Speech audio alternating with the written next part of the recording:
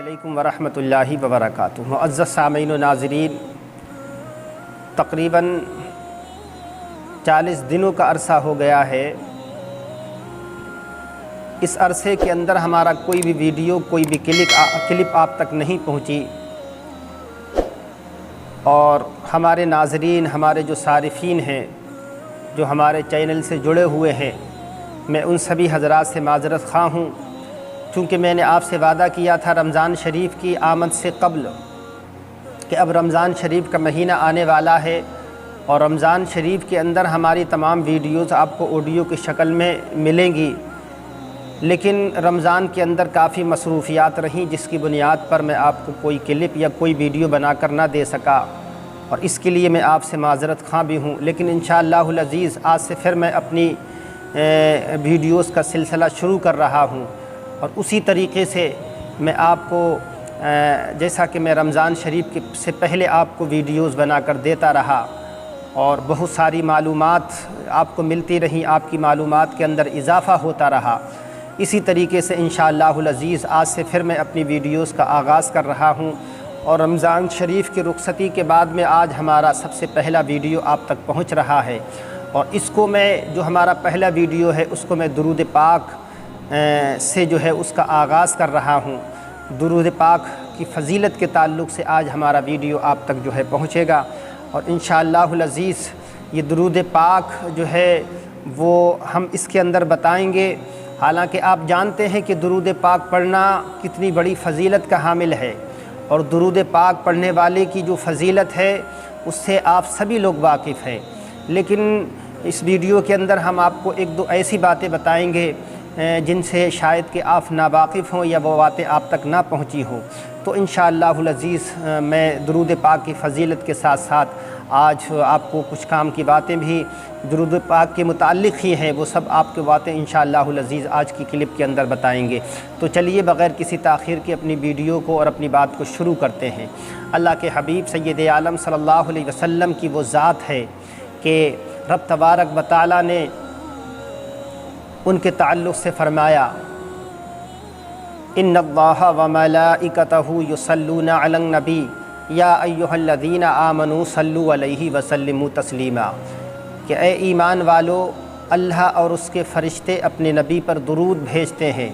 لہذا تم بھی اپنے نبی پر خوب درود سلام بھیجو، خوب درود و سلام پڑھو۔ معزز سامعین و ناظرین، رب تبارک و تعالیٰ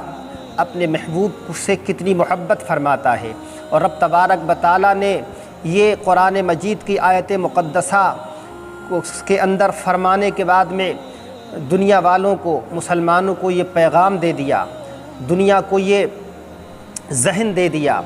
اور اپنے بندوں کو یہ بتا دیا کہ میرے نبی کی ذات کوئی معمولی ذات نہیں ہے، میرے نبی کی شان کوئی معمولی شان نہیں ہے، بلکہ میرے نبی کی ذات اور میرے حبیب کی شان یہ ہے کہ ان پر میں اور میرے فرشتے خود درود بھیجتے ہیں،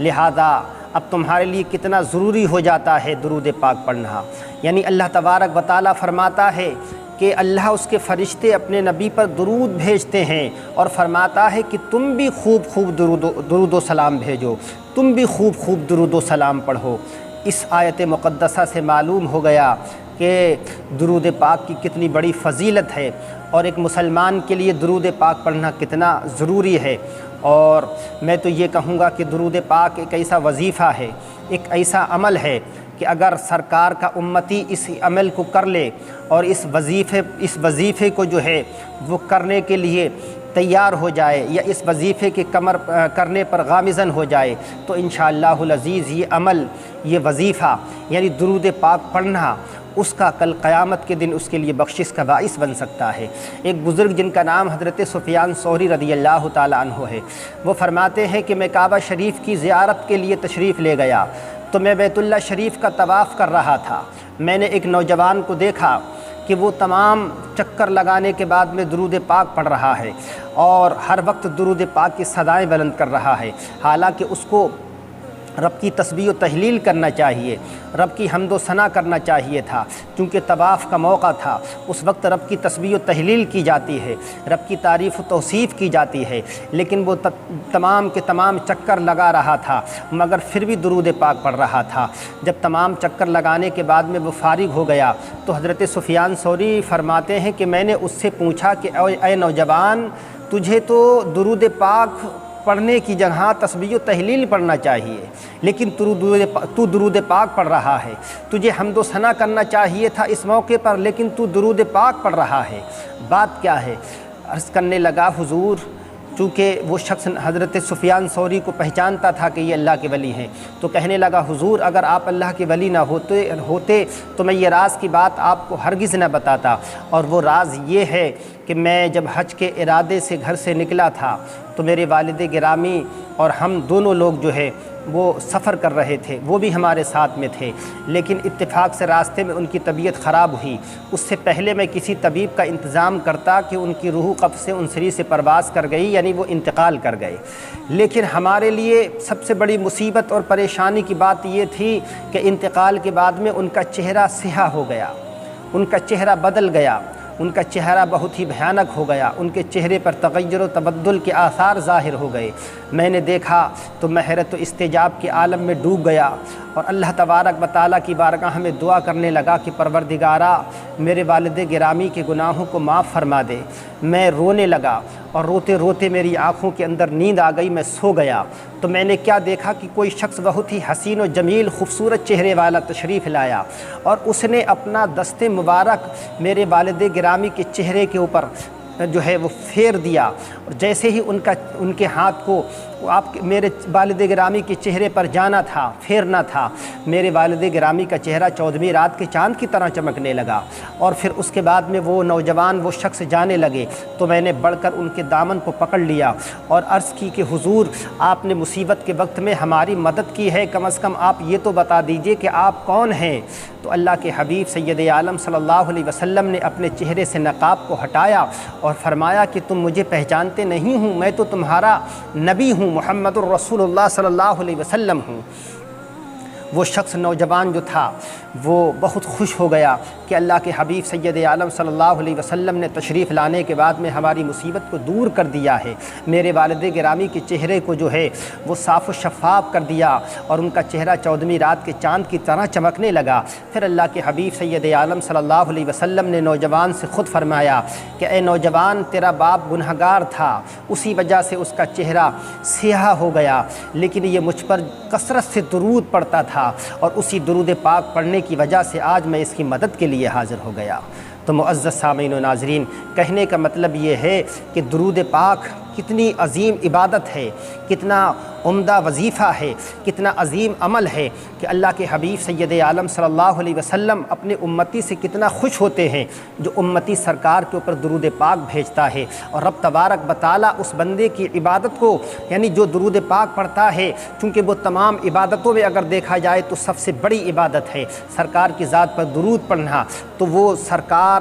کی ذات پر درود پڑھنا وہ رب تبارک و تعالیٰ کو کتنا پسند ہوتا ہوگا، اور رب تبارک و تعالیٰ اپنے اس بندے سے کتنا راضی ہوگا۔ معزز سامعین و ناظرین، یہ میرے آقا کی شان ہے کہ درود پاک جو ہے ان کی ذات پر اگر ہم صبح سے لے کر شام تک جتنا بھی پڑھتے ہیں، جتنی بھی کثرت سے درود پاک پڑھتے ہیں، اتنے ہی اللہ کے حبیب سید عالم صلی اللہ علیہ وسلم سے ہم قریب ہوتے ہیں، ہمارے دل کے اندر نبی کی محبت اتنی ہی زیادہ ہوتی جاتی ہے، اور اس کا پھر ہم کو صلہ بھی ملتا ہے، دنیا کے اندر بھی صلہ ملتا ہے، اس کا آخرت میں بھی صلہ ملتا ہے۔ اللہ کے حبیب سید عالم صلی اللہ علیہ وسلم ارشاد فرماتے ہیں کہ میں خود اپنے امتی کے درود کو سنتا ہوں اپنے کانوں سے، گوشہائے مبارکہ سے اسمع صلاۃ اہل محبتی، سرکار فرماتے ہیں کہ میں اپنے امتی کے درود کو اپنے کانوں سے سنتا ہوں۔ آپ اندازہ لگائیے کہ سرکار اپنے امتی کے درود کو اپنے مبارک کانوں سے سنتے ہیں۔ اور ایک حدیث میں ہے، اللہ کے حبیب سید عالم صلی اللہ علیہ وسلم کی بارگاہ میں حضرت جبریل امین حاضر ہوئے، عرض کرنے لگے یا رسول اللہ، اللہ تبارک و تعالیٰ ارشاد فرماتا ہے کہ اے میرے نبی، اے میرے حبیب، جو آپ کے اوپر ایک مرتبہ درود پڑھتا ہے تو میں 70 فرشتوں کے ذریعے سے اس کے لیے دعائے مغفرت کرواتا ہوں۔ یعنی ایک مرتبہ درود پاک پڑھنے کی وجہ سے 70 فرشتے اس شخص کے لیے دعائے مغفرت کرتے ہیں جو اپنے نبی پر درود بھیجتا ہے۔ معزز سامعین و ناظرین، درود پاک کی اتنی فضیلتیں ہیں اور اتنی احادیث ہیں کہ جن کو بیان کرتے کرتے مہینے گزر جائیں گے، جن فضیلتوں کو ہم مکمل طریقے سے بیان نہیں کر سکتے ہیں۔ بس ہمارے لیے اتنا ہی سمجھ لینا اور جو ہے مان لینا کافی ہے کہ اللہ تبارک و تعالی خود اپنے نبی پر درود بھیجتا ہے، تو وہ عمل، وہ وظیفہ جب بندے کرتے ہوں گے، یعنی درود پاک جب بندے کرتے ہوں گے کہ جو کام رب تبارک و تعالی کرتا ہے، یعنی اپنے نبی پر درود بھیجتا ہے، اور وہی کام جب اس کے بندے کریں گے، وہ عمل جب اس کے بندے کریں گے تو رب تبارک و تعالی اس عمل کو کتنا پسند فرمائے گا اور اس بندے کو کتنا پسند فرمائے گا۔ معزز سامعین و ناظرین، لیکن اب سوال یہ ہے کہ درود پاک، جیسا کہ میں نے کہا تھا کہ انگوٹھے بعض لوگ جو ہے وہ چومتے ہیں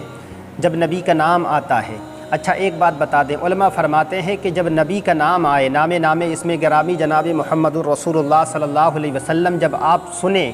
یا کہیں پر آپ پڑھیں تو اس وقت درود پاک پڑھنا واجب ہو جاتا ہے۔ اگر آپ نے اس وقت درود پاک نہیں پڑھا تو آپ سخت گنہگار ہو جائیں گے۔ اور حدیث پاک کے اندر بھی ہے، اللہ کے حبیب سید عالم صلی اللہ علیہ وسلم ارشاد فرماتے ہیں کہ جس کے سامنے میرا نام لیا جائے اور وہ مجھ پر درود نہ پڑھے تو ذلیل و رسوا ہو وہ شخص۔ تو لہٰذا جب نبی کا نام اگر آپ سنیں یا کہیں پر پڑھیں تو اس وقت آپ کے لیے ضروری ہو جاتا ہے، آپ کے لیے واجب ہو جاتا ہے کہ آپ درود پاک پڑھیں، یعنی صلی اللہ علیہ وسلم یہ چھوٹا درود ہے، تو صلی اللہ علیہ وسلم یہ کہنا آپ کے لیے ضروری ہو جاتا ہے، واجب ہو جاتا ہے، ورنہ آپ سخت گنہگار ہوں گے اگر آپ نے درود نہیں پڑھا، اور عذاب الہی کے جو ہے کے اندر گرفتار بھی ہو جائیں گے۔ تو اب بعض لوگوں کو یہ دیکھا گیا ہے کہ وہ نام اسم گرامی جناب محمد الرسول اللہ صلی اللہ علیہ وسلم سنتے ہیں، تو جیسا کہ میں اپنے انگوٹھوں کو چوم کر آنکھوں سے لگا رہا ہوں، اسی طریقے سے بہت سارے لوگ لگاتے ہیں اور کچھ لوگ نہیں بھی لگاتے ہیں۔ تو میں یہ بتا دوں مسئلہ کہ درود پاک پڑھنا انگوٹھے چومنے کے مقابلے میں زیادہ درجے رکھتا ہے، یعنی جب نبی کا نام سنا جائے یا پڑھا جائے تو اس وقت درود پاک پڑھنا واجب ہے، لیکن انگوٹھے چومنا واجب نہیں ہے۔ انگوٹھے چومنا یہ بزرگوں کی سنت ہے، صحابہ کی سنت ہے، اور بہت اچھا عمل ہے، پسندیدہ عمل ہے، اور اس سے محبت کا اظہار ہوتا ہے۔ آپ انگوٹھے چومیے، لیکن آپ نے اگر صرف انگوٹھے چوم لیے اور صلی اللہ علیہ وسلم درود پاک آپ نے نہیں پڑھا تو آپ گناہگار ہو جائیں گے۔ تو آپ سب سے پہلے اگر آپ نبی کے نام کو سنتے ہیں یا پڑھتے ہیں تو سب سے پہلے آپ درود شریف پڑھیے، پھر اگر آپ چومنا چاہتے ہیں، اپنے انگوٹھوں کو چومنے کے بعد میں آنکھوں سے لگانا چاہتے ہیں تو آپ اس عمل کو بھی کیجئے۔ یہ کرنا بالکل جائز ہے، اس کے جو لوگ اس کو ناجائز کہتے ہیں وہ خود سخت گنہگار ہیں، لہذا اس کے کرنے پر کوئی بھی قباحت نہیں ہے، کرنا چاہیے، لیکن سب سے پہلے جو ہے وہ صلی اللہ علیہ وسلم درود پاک پڑھنا ضروری ہے۔ اور اگر آپ نے، چونکہ ظاہر بات ہے یہ مستحب کام ہے، ایک جائز کام ہے، اچھا کام ہے، اگر آپ اس کو کسی وجہ سے نہیں کر پائے تو ایسا نہیں کہ آپ اپنے نبی سے محبت نہیں کرتے ہیں یا آپ گنہگار ہو گئے، ایسا بھی نہیں ہے۔ تو لہٰذا جو لوگ اگر صلی اللہ علیہ وسلم پڑھتے ہیں، یعنی درود پاک پڑھتے ہیں لیکن انگوٹھوں کو نہیں چومتے ہیں، تو ایسا نہیں کہ وہ شخص جو ہے، ایسے لوگ گنہگار ہو جائیں گے یا وہ عذاب الہی کے اندر گرفتار ہوں گے۔ لیکن ہاں اگر ان کا یہ عقیدہ ہے کہ انگوٹھے چومنا یہ ناجائز ہے، جیسے بعض لوگ کہتے ہیں سخت گناہ ہے، شرک ہے، اس طریقے کی من گھڑنت باتیں کرتے ہیں، تو ایسے لوگ جو ہیں یقیناً گمراہ ہوں گے کہ ایک جائز کام کو، ایک مستحب کام کو، ایک اچھے کام کو وہ لوگ ناجائز کہہ رہے ہیں۔ تو لہٰذا اس بنیاد پر تو وہ گنہگار ہو سکتے ہیں، لیکن اگر وہ انگوٹھوں کو اس بنیاد پر نہیں چومتے ہیں کہ ہم نے صلی اللہ علیہ وسلم پڑھ لیا ہے، تو لہٰذا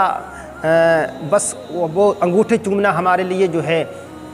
وہ بہت زیادہ ضروری نہیں ہے، لیکن صلی اللہ علیہ وسلم انہوں نے پڑھ لیا ہے تو اس بنیاد پر جو ہے وہ گنہگار نہیں ہوں گے۔ تو یہ کچھ مفید باتیں تھیں درود پاک کی فضیلت کے تعلق سے میں نے آپ کو بتا دیں، اور اللہ تبارک و تعالی ہم سب کو ہدایت دے، ہم سب کو توفیق دے کہ ہم اپنے نبی کی بارگاہ میں اپنے نبی کے اوپر کثرت سے درود پاک بھیجیں۔ اللہ تبارک و تعالی ہم سب کو نبی کونین صلی اللہ علیہ وسلم کی سچی محبت عطا فرمائے، اور اٹھتے بیٹھتے کثرت سے نبی کی ذات پر درود پاک پڑھنے کی توفیق عطا فرمائے۔ وما علینا الا البلاغ۔ السلام علیکم ورحمۃ اللہ وبرکاتہ۔